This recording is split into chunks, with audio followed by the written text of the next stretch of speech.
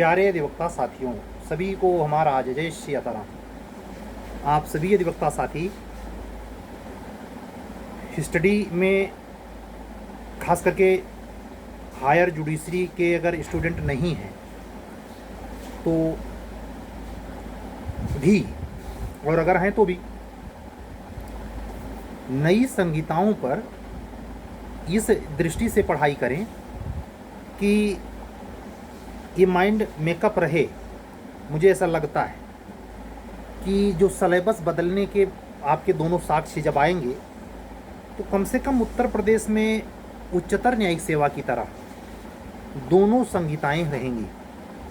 इसलिए नई संहिता के जो प्रावधान हैं आसान नहीं है याद करने। कुछ छोटे मोटे प्रावधान तो हो सकते रट जाएं, लेकिन सारे के सारे क्लाज नंबर वगैरह एकाएक याद नहीं होंगे, कई बार प्रयोग में लाए जाने पर याद होंगे।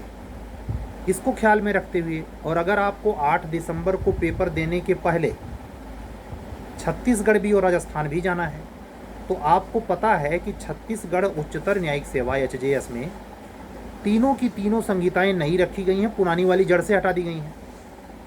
तो वो स्टेट तो एक कदम आगे चल रहा है, और अगर उसी का अनुकरण यूपी कमीशन और उच्च न्यायालय इलाहाबाद ने किया जूनियर डिवीज़न के सिलेबस के संदर्भ में, तो ये माना जाएगा कि अब पुराने से छुट्टी मिली। तो इसके लिए तो थोड़ी प्रतीक्षा है, लेकिन पहले से अगर कोई मनोदशा पूछे कि क्या करें सर, हमारे तमाम अधिवक्ता बहनों ने 2 महीना पहले खूब पूछताछ कर ली।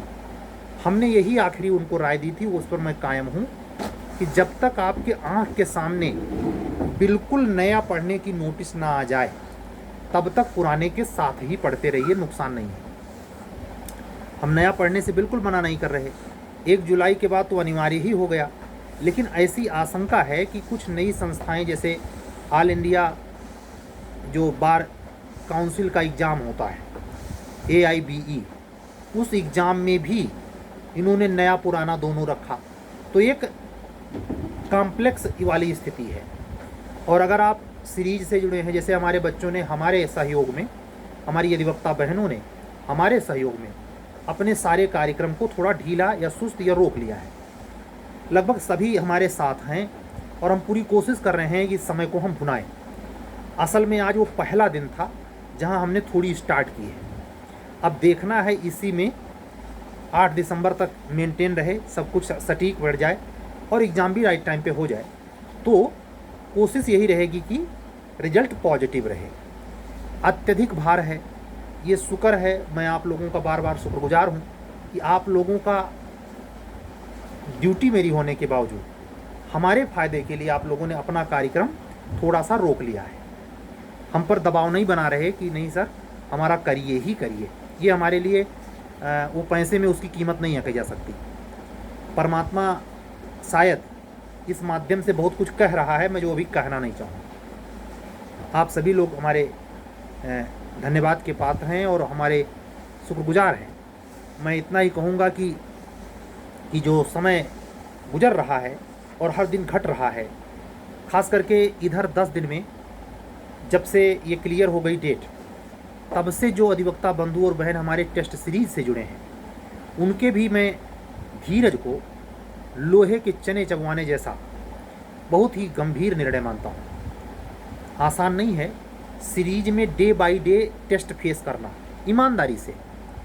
अगर आपकी नीयत ही गंदी है, ये 2 तरीका होते, तो नीयत गंदी हो और दूसरे आपकी परिस्थितियाँ ऐसी हों कि आप चाहकर भी ना कर पा रहे हो, तो ये दोनों के आप चश्मदीद आपकी और आपके परमात्मा के बीच की बात है।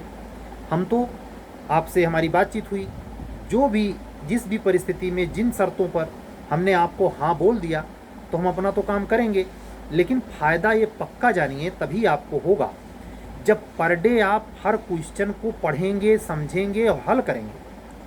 अगर आप ये सोचते हैं कि आपने हमें पैसा पेमेंट कर दिया, अब डे बाय डे मैं प्रश्न भी भेज देता हूँ, आंसर भी भेज देता हूँ, ऐसे तमाम अधिवक्ता साथी हैं। ये कोई नई नवेली बात नहीं है। तो मैं उनको तो बुरा नहीं मानता, जो कोर्ट साहब लोग हैं, प्रैक्टिस कर रहे हैं, उनको समय नहीं मिल पाता, लेकिन जो कोर्ट साहब नहीं हैं, जिनको उतना समय है फिर भी नहीं करते, तो इसमें दोष वो किसी और को ना दें। अगर सक्सेस नहीं मिली तो गलती अपने सुस्ती की है। यही वो अधिवक्ता साथी जैसे केवल बेयर एक्ट पढ़े जा रहे, उनका भी नुकसान होगा, जो केवल साल्व पेपर पढ़े जा रहे उनका भी नुकसान होगा। फ़ायदा कैसे होगा? आप दोनों में संतुलन बनाइए। जो बेयर एक्ट आप पढ़ के ख़त्म कीजिए, उसके क्वेश्चन बेयर एक्ट के साथ हल करिए। ये हुआ पूरा, ये हुआ एक पूरा। और अगर ऐसा आप लगभग 60% यानी जो 36 61 का 60% कितना होगा? 61 का 60 का 50% हो गया 30, और उसमें 10% और जोड़ लीजिए, यानी 35 से 40 पेपर, वही जो मैंने मानक निर्धारित किया है। 60 में 60 नहीं कोई पढ़ पाएगा, 40 भी अगर ठीक ठाक ढंग से पढ़ ले गए और गलती कम से कम करी तो आपका सिलेक्शन मेंस के लिए हो सकता है, मेंस में नहीं। मेंस तो इसका 25 गुना अधिक टफ है।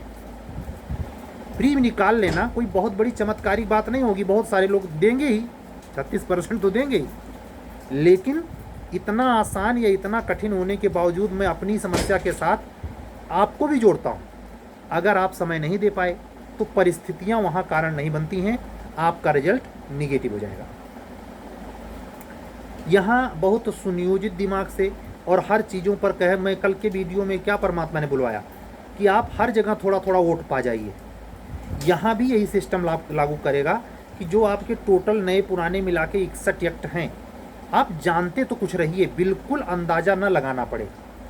ये बात सही है कि माइनस मार्किंग नहीं है तो सभी लोग सभी क्वेश्चन करेंगे, लेकिन एक होता है अंधे में तुक्के लगाना और एक होता है पढ़ी हुई चीज़ों में कयासबाजी करना।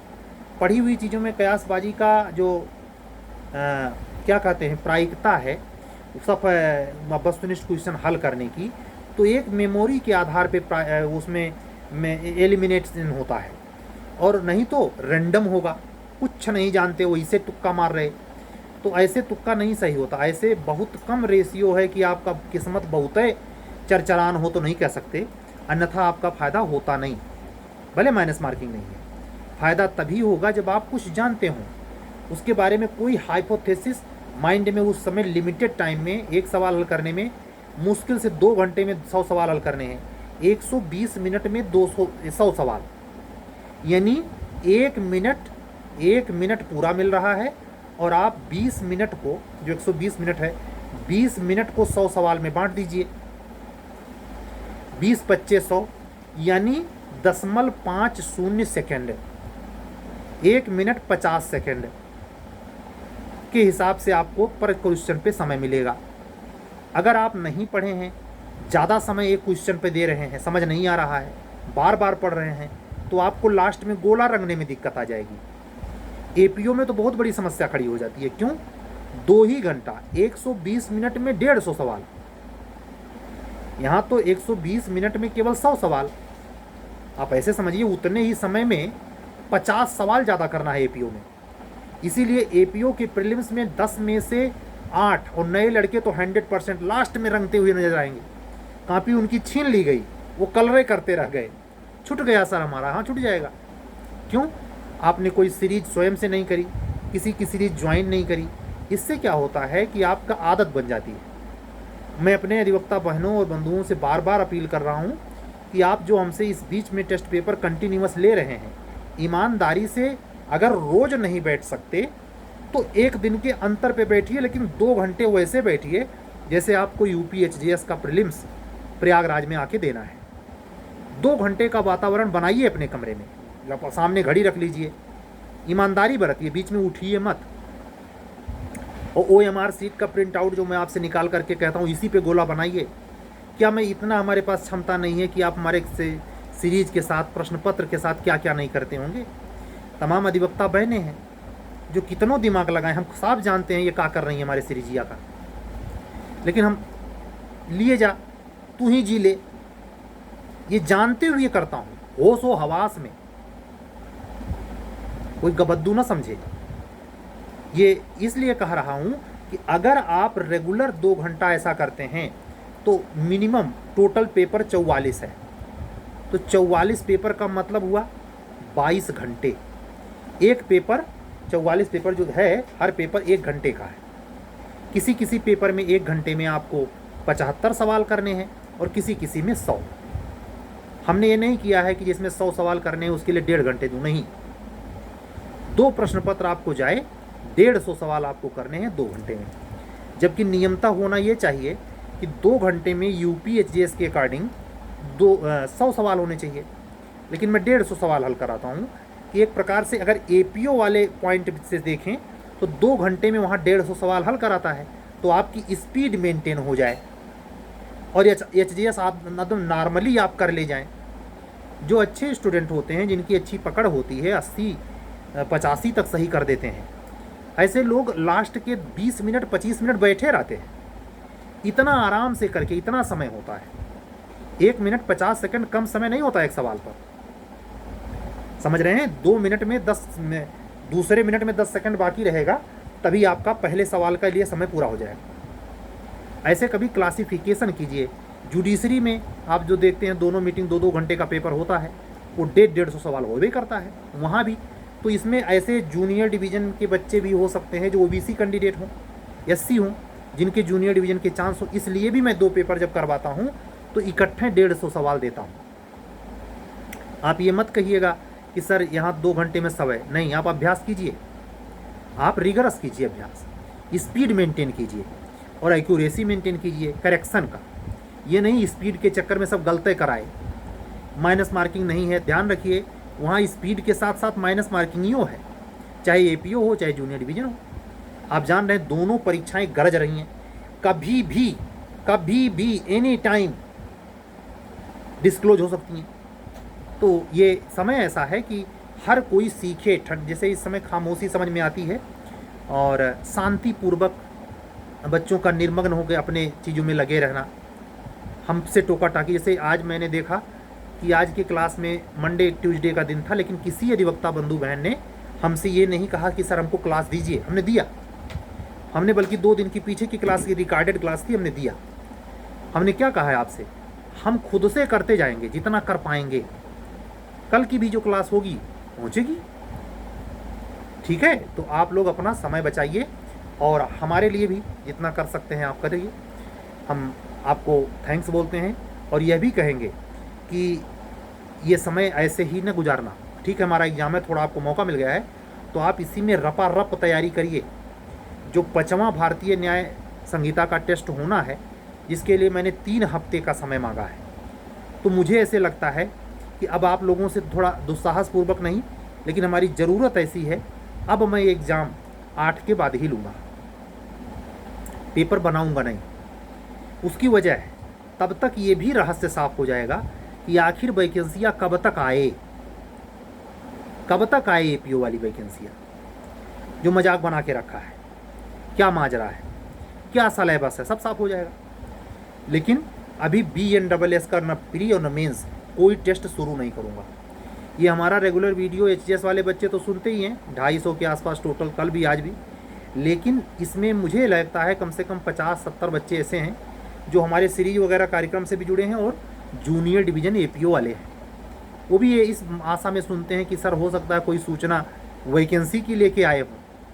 ऐसा नहीं है बाबू, उसमें हम थंबनेलवे लगा देंगे और हमें लगता है उसके लिए रात वाले वीडियो में आने की ज़रूरत नहीं पड़ेगी। दिन में सूचना आएगी, हम सीधे स्क्रीन रिकॉर्डर लेकर आएंगे। चिंता मत करिए, लेकिन पढ़ते रहिए धीमी गति से ही, लेकिन पढ़ते रहिए। आज की वीडियो आप जान रहे हैं हमारा वर्क लोड बढ़ा हुआ है, तो लंबी बातचीत नहीं करूंगा, लेकिन आपसे किसी दिन बात ना करूं ये बहुत विषम परिस्थिति होगी तभी।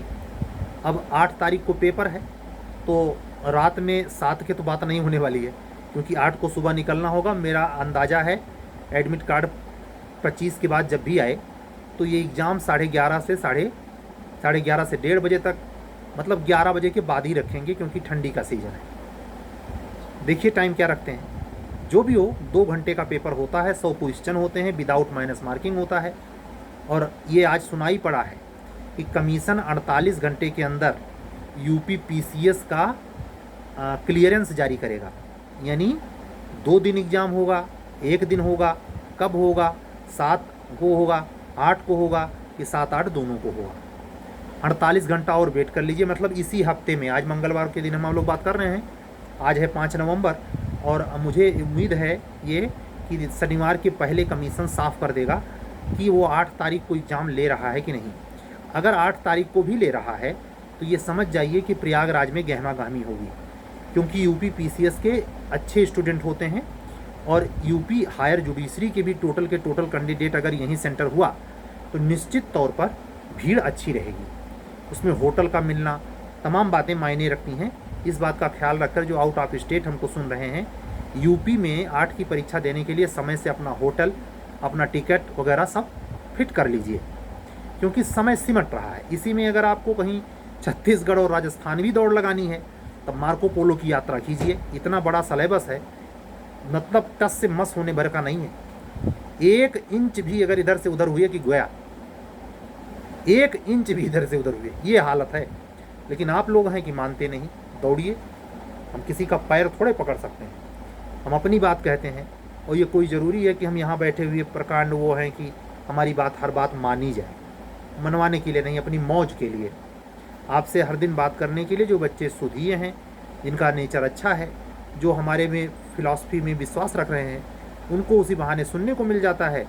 और आप लोगों के सामने महसूस करते हुए मुझे बोलने का अवसर परमात्मा दे देता है। मैं उसको शुक्रिया बोलता हूँ और आप लोग सभी इसके लिए कारण बनते हैं, इसलिए आप लोगों को भी धन्यवाद ज्ञापित करता हूँ। कल फिर मिलूँगा अच्छी किसी बात के साथ, कोई अगर इन्फॉर्मेशन होती तो उसके साथ। आप ये निस्तुगी मान के चलिए, अनदर स्टेट की जुडिशरी आ रही है। जैसे आज हमारे पास मैसेज आया, आसाम हायर जुडिशरी का विज्ञापन आया। कुछ न कुछ हर दिन 24 जो राज्य हैं घटना घटती रहती है। अब अपने स्टेट से कोई आसाम थोड़े जाएगा, इसलिए उसका फॉर्म मैंने अपने ग्रुप में तो नहीं डाला, लेकिन इन्फॉर्मेशन है कि आसाम हायर जुडिशरी का विज्ञापन आया है। इंग्लिश मीडियम और असमिया भाषा जो जाने वो समझाए। जैसे उड़ीसा का आया था थोड़े दिन पहले, अब उड़िया जिसको आता हो जाए।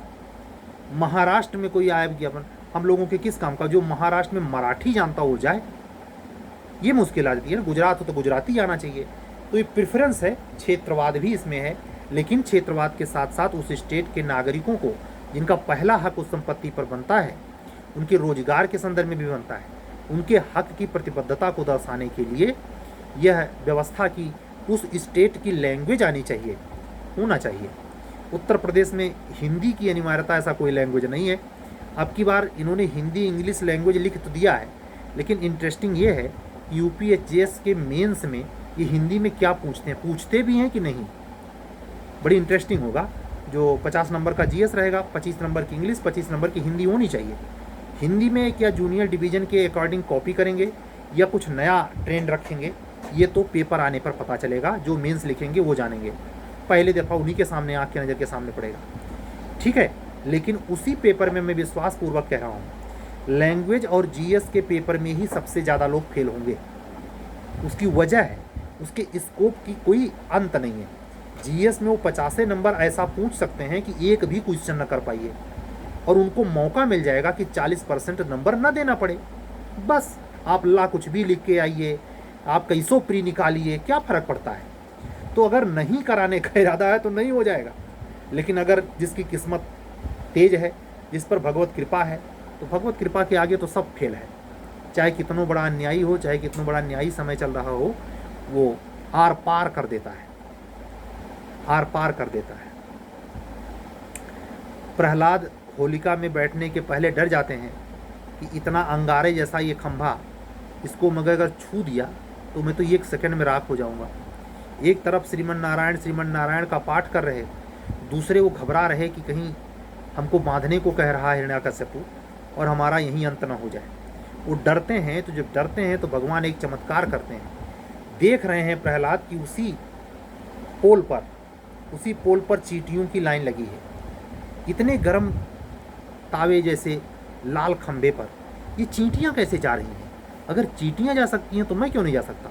इसी आत्मविश्वास में पोल को पकड़ लेते हैं और उनको कुछ होता नहीं, और वो नारायण नारायण कहना बंद नहीं करते। प्रहलाद को बहुत सताता है हिरण्याकश्यपु। लास्ट में जब सीमा क्रॉस हो जाती है तो उसे नरसिंह अवतार लेकर के भगवान उसका वध करते हैं।